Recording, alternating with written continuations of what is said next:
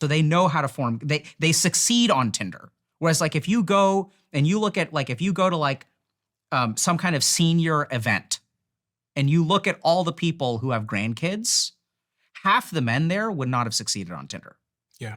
Right? And this is something that really like shocks people when I kind of tell them this, but if you want to see like who's succeeding, it's not the dudes on Tinder who are getting laid 15 times. Like go to like I mean, this is sometimes a little creepy, but like if you go to a playground, you're gonna see like a lot of like average looking men with like average looking dad bods, which with average median incomes, who are like having kids. And that's what's really happening.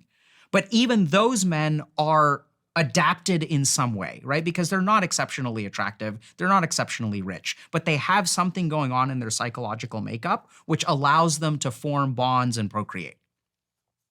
You just said that a huge amount of men between the age of 15 and 50 will not pass on their genes. They will effectively die out of the gene mating pool. So people will hear that and many people will go, well, that's evolution. Yeah. But I want to understand if there's a counterpoint to that. Should society intervene? Why is, in the short term, we're going to have a lot of men who are disillusioned, that become incels, find themselves in pockets of the internet, are resentful, all those kinds of things. But should society intervene to course correct that? Should we put systems in place to make sure that those men meet partners? I'm gonna answer that question with a question. Okay. If, let's say, a huge swath of people are dying out from cancer, should we intervene with that? Yes. If a huge swath of people are dying out from like a virus, should we intervene with that? 100%, yes. If a huge swath of people are dying out from genocide, should we intervene with that? Yes.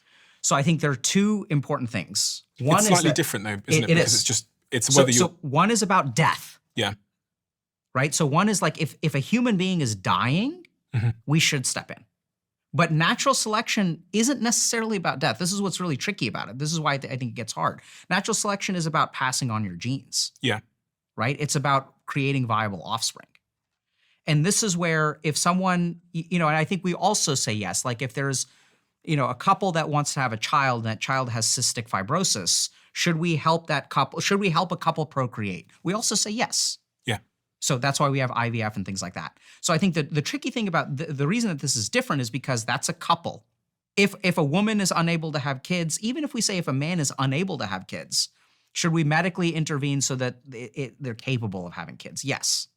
Right? So if we're talking about a couple, if we're talking about a human being and there's a medical problem, or if we're talking about protecting people from death, the answer is yes.